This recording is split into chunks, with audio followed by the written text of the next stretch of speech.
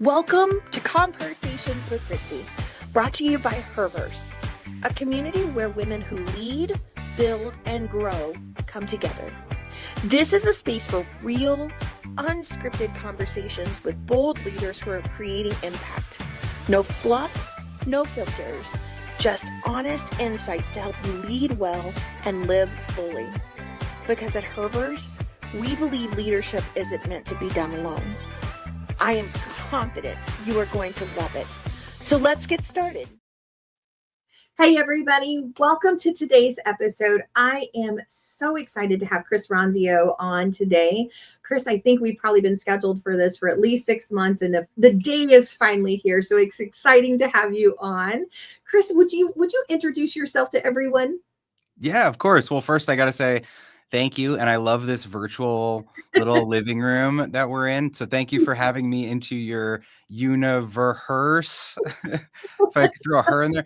Also, I had pink shoes on this morning, and now I'm regretting that I'm not still wearing them. I wore them to the gym. So just imagine me with pink shoes. I love it. Let's see. So I'm Chris. I live in Arizona, Scottsdale, Arizona. I run a company called Trainual. This is my third business.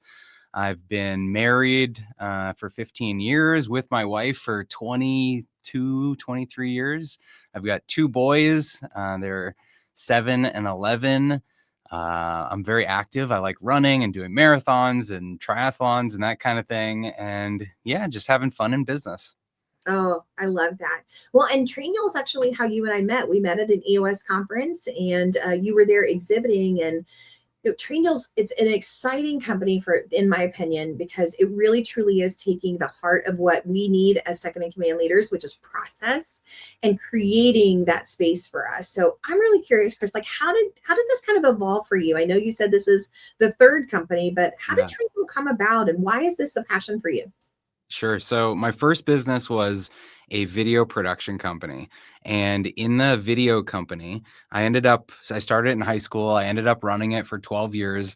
And by the time I sold it, we were doing events in all 50 states. We had offices in 3 states. We had over 300 camera operators.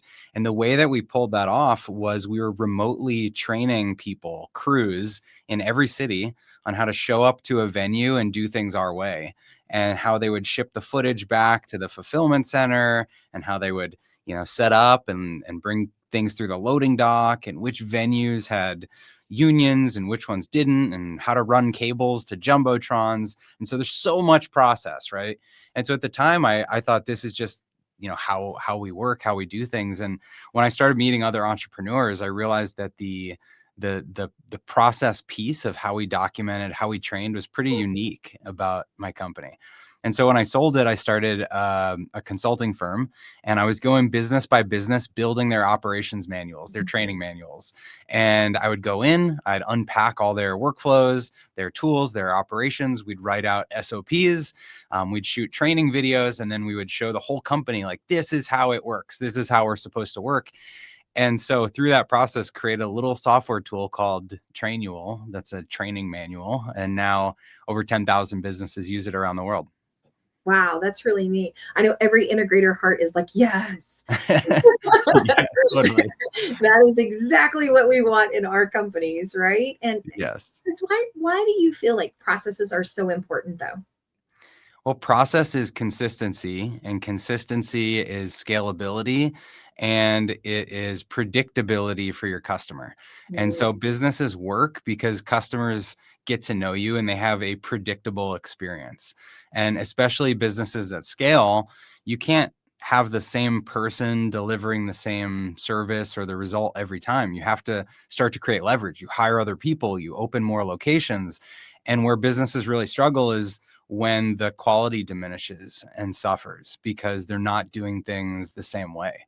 And so I've seen a lot of people in service businesses that are like, I started this, but everyone wants to work with me. And when they come to my company, it's like, no, I just want to work with her, or I just want to work with him. And it's so hard to take that off your shoulders and to hand it off to someone else and trust that they're going to be as good or better than you. And so a lot of us get held back by that belief. And I see process as the way to unlock that. I love that. It really truly reminds me. I think most of us by this point have probably seen the McDonald's movie, right? Where I mean, Yeah. that's exactly what they did. In order for it to be repetitive and sustainable and scalable, everybody had to do it the exact same way. Yeah. Yeah. And some people have a knee jerk aversion to that. They're like, no, I don't want to be an assembly line and cookie cutter. And, like we pride ourselves in the craftsmanship and the attention that we give things. But at the core of every business should be a consistent, repeatable experience. And then you add the frills of customization and the unexpected nice touches and the personalization, but all of that sits on top of a repeatable Mhm. process. I love that. That's a great reminder too, because the core is what needs to be the same. Yeah. And then the fun stuff gets to be added to it. But but also what I love about what you just said too is it doesn't have to be rigid, Yeah. right? You can still add the fun stuff in. Yeah. So just an example here, like I think of, a marketing agency all the time, and, somebody is hiring an agency to come up with creative ideas that are unique to their business and to do maybe design work, like creating logos that resonate with their customers or packaging for their product. And of course, that's going to be different every time. The creative is always different, but the process is always the same.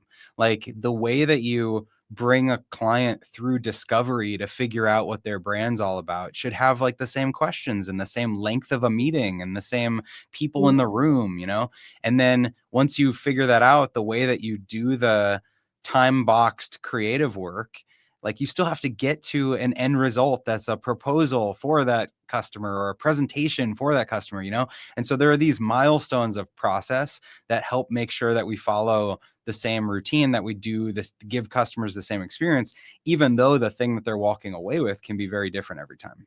Yeah, that's so true. I love that you said that. One thing that I've observed when we start talking about processes and things is our integrator hearts. Oh my goodness, they love this, right? This is what our hearts just like beat for. We get super excited about process. But I will tell you, I've heard a lot of pushback from the visionary side. And I would love, as two visionaries, what is your personal thoughts around, process? Is it something where it does feel more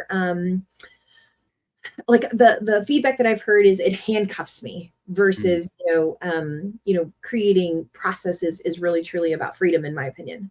Yeah, well, I think processes aren't something for visionaries to adhere to. Processes are something that a visionary might create and have a hand in creating. But the people that use the process are the ones that you're leveraging to scale a business. And so every role in your company that becomes repeatable, that you have multiple people doing it, those are the roles that really need process. The Yeah. visionary is like bouncing around from thing to thing and solving new problems and throwing new ideas and brainstorming and saying, well, what if we did it this way? What if we did? And that's innovation.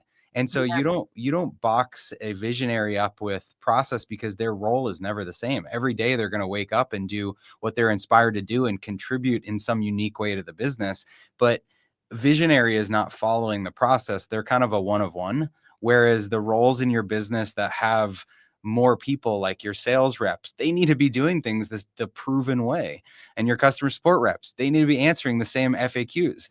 And your technicians in the field, they need to be performing the services in the same way. And the people baking in the restaurant need to be making the dish the same way every time. That Yes. doesn't mean there's not an executive chef that's coming up with the next cool recipe. That's what visionaries do. Yeah.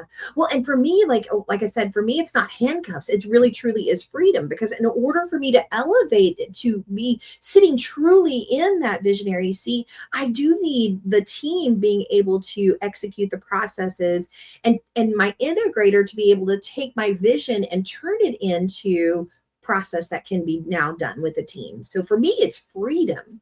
Yeah, it's freedom, and it's also very importantly today's best practice. When you have a process, it's today's best practice. It's your current best practice. It's not your standard forever practice, right? Everybody's heard like, "Oh, I don't know, this is how we always have done it." And that's poison in a business.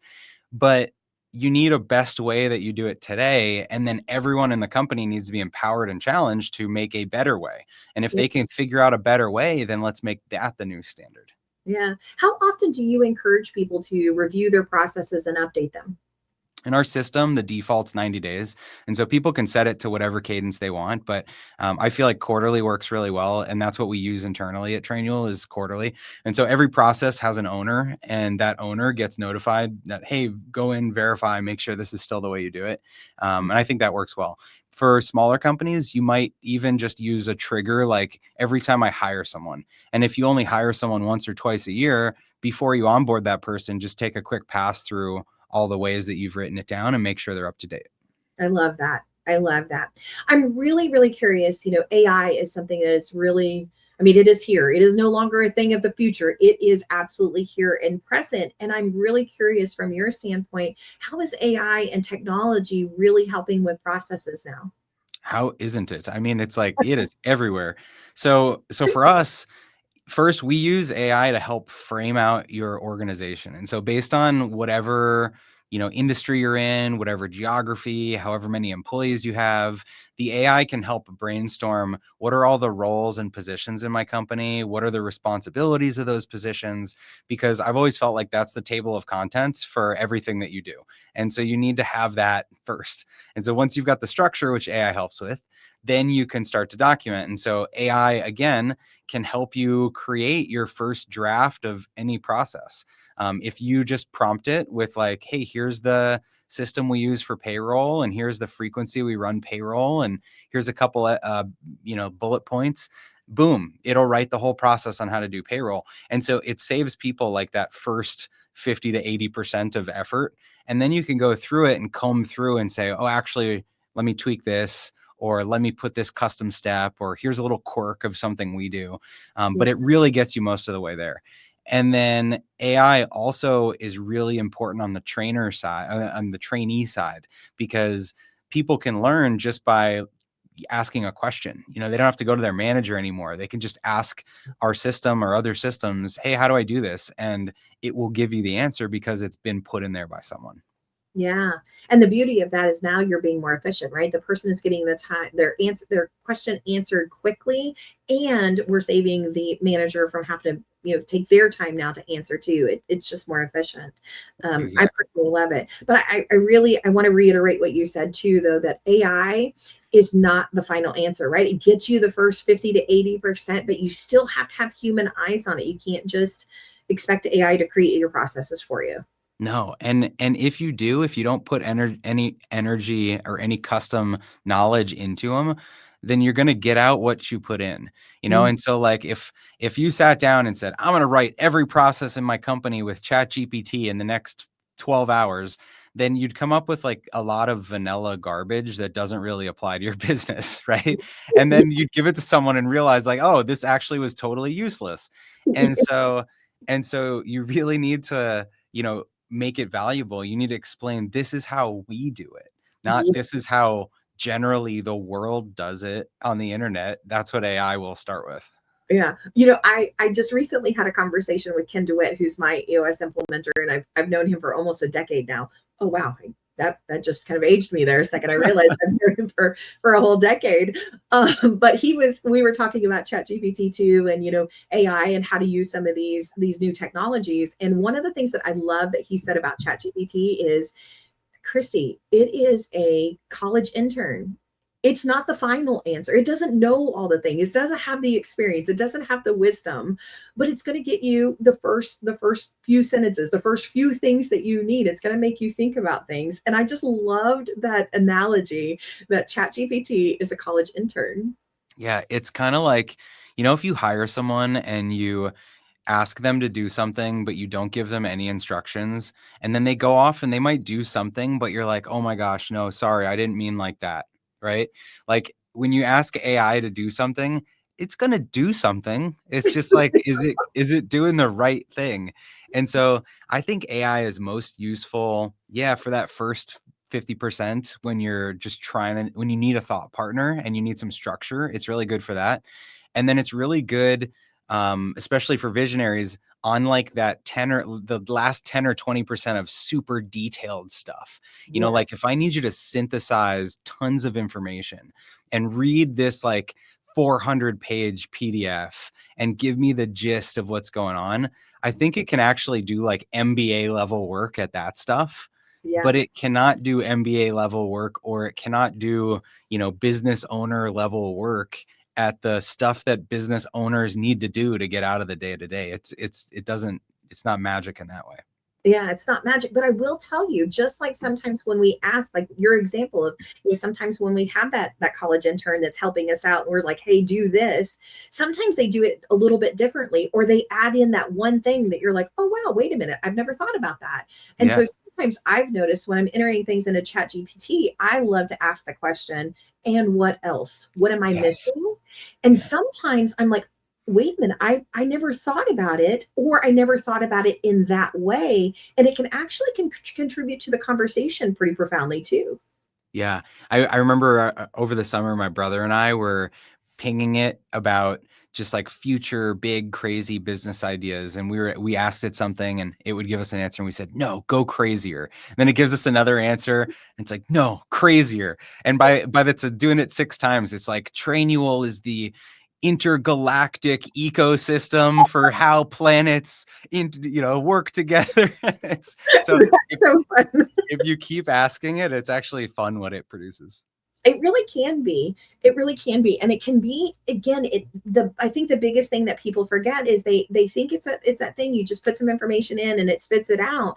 It still needs that human component to put those final eyes on it, make sure it does say what you need it to say, that it's not just coming up with something. I think that's so important to reiterate.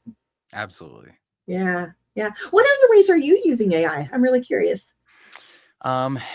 On a daily basis, I mean, it started to become kind of my health coach and my fitness trainer, and I think that's a fun way to use it. So I've fed all of my blood work and doctor appointment stuff and everything into it, and then all of my workouts. And I'm preparing for the Chicago Marathon in a few weeks, and so for like the last 4 months, it's created every workout that I've done every day of the week. I have it like I send it screenshots from my Apple Health thing on my phone. So it knows more about me than my doctor does. At my last doctor appointment, I actually pulled it up and I was like, here's what my AI assistant says we should talk about. And the doctor was like stunned. So I think, I Oh, think, I think there's a lot that we'll learn from, just how it can be our companion or assistant like that. yeah.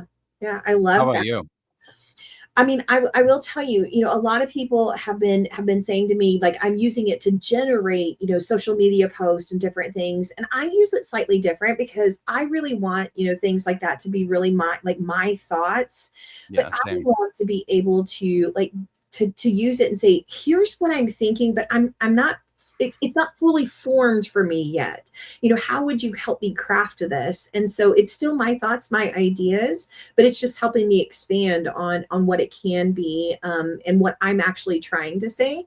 And a lot of times I'll just run something through it and say, hey, like, this, I'm not using the right words, can you just help me polish this?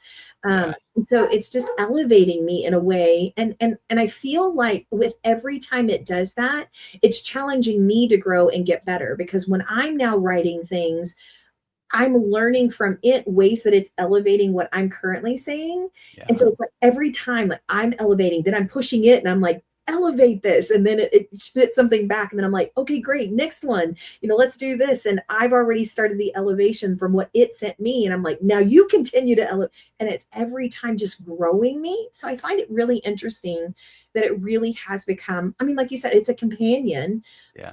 as long as you use it, in a appropriate way. Yeah, sometimes I'll write social media posts and I'll post it into there and say, "What's the counterpoint? Like, argue with me on this." Yes. And it's almost predicting what people are going to say in the comments. And Mhm. it's not that I want to make my version more universally accepted. It's that maybe I can strengthen my argument that I'm putting Yeah. out there in the first place, which is pretty cool.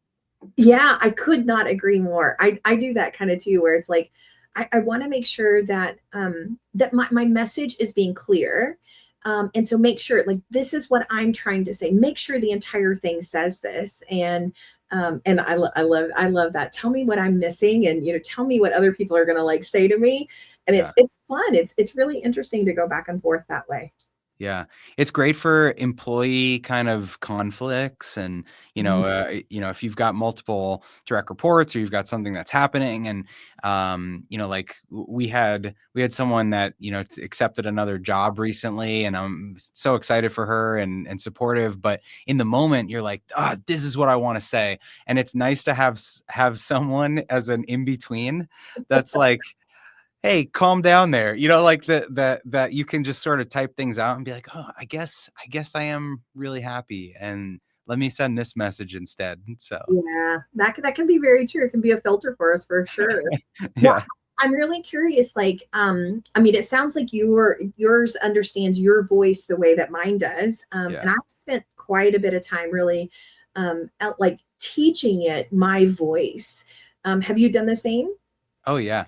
Yeah. And because you can feed it all of your past articles and things you've written, videos about you. And so yeah, mine knows me. We've also done the same with Trainual. And so we have like a copywriting GPT that like when people want to write an email post or something or announce a feature, they can put their text into this and it'll like Trainualify the language. So I think that's a very smart use. I do too, because what consistency now, because especially if you have 2 or 3 managers that are writing I can spit this out, writing processes and Yeah. trying to train people. Now we can also say, hey, let's use this format. And now we have consistency across the board, even though 2 or 3 people who write completely different are feeding it into the same thing. And now we have the same consistent process. Yeah, it's so good in that way. And so it's like we've got this incredibly powerful tool at our fingertips. But what I've noticed is that the people that were already good at delegating now can delegate to AI because they're in our minds, we're thinking, okay, I don't have to be the one to do this. How can I use the tools, the people, the software at my disposal to get this done easier? And Yeah. because we think like that, we're able to go to the AI and prompt it. And so if you look in my AI chat history, it's like, 74 things a day that I'm like asking it to do or to help with. And then you talk to someone else on my team and they may have used it 3 times in the last 180 days because they just don't think, how do I leverage AI? How do I delegate this? How do I get help with this? And I think that's the biggest thing that people need to come around to. That's like a social problem. Agree. Because what I have found is that when I'm putting information in, first of all, the more information I put in, the more it learns about me, the faster it understands my voice, the better it understands my voice. And so now it can really truly be that assistant to me, be that right hand to me to where I can plug into it and use it as a tool. But also it just makes me faster, right? Like Oh yeah. I can conversate with it and go back and forth and really be able to flush something out that had I been sitting here doing it on my own, it probably would have taken me hours or days to like really figure out exactly whatever it is that I'm putting together. But because I can use it as a tool and we can go back and forth for 30 minutes, an hour, and it's flushed out. So it saves me so much time. Yeah, it's good for research. I mean, I'm sure everybody's doing that, but like if I'm preparing for a meeting, I used to have to send my assistant or someone else a request and say, "Hey, can you spend, half hour, an hour just looking into this stuff? Let me know what you find and type up a little summary for me." And now I put that same request into the AI bot and it goes out and finds it and it's done in 7 minutes after some deep thinking and I can just move on with what I'm doing. And so it's speeding up everything. I agree. I couldn't agree more. And I think the thing that I love the most is it's helping people do the things that they love the most, right? Do our assistants love going off and doing research and looking up all these things? Probably not, right? But now Mhm. we have a tool that can help us do it faster and they can keep doing the things that they love to do. And so I don't know. I'm really intrigued by it. I'm really curious what you think like the future will be like with AI. What will businesses look like? What will leadership and management look like in the future as we continue to incorporate more and more AI into our lives? I think people will be able to manage a broader amount of things. Like I think managers will have more direct reports probably, and they'll be able to give them more direct attention because they'll have some mental space to be able to do that, because the AI will handle all of the tough parts of synthesizing all the inputs and making recommendations. And so you can just focus on the person instead of focusing on all of the minutia. So I think they'll still be, still be managers. I think everybody in the organization is going to have to become a manager in some way, because it's going to be a major shift to roles and responsibilities. And the existing positions that do the existing set of things today may change, may speed up 5 times. And so if that's the case, either you're going to do 5 times as much work, or you're going to do 5 times as many different things, and you're going to have to get really good at managing all of these spinning plates in the air. And so I think there's just going to be a huge macro shift for people to learn productivity and delegation. And it's not just going to be for entrepreneurs and leaders anymore. It's going to be for every person in the company. I agree. I think so many people are scared that it's going to take jobs. And in my opinion, I think it's going to elevate jobs. I think you're right. There's going to be a massive shift, and jobs are going to look different, but they're not going to be completely taken away. The human element will not be taken away.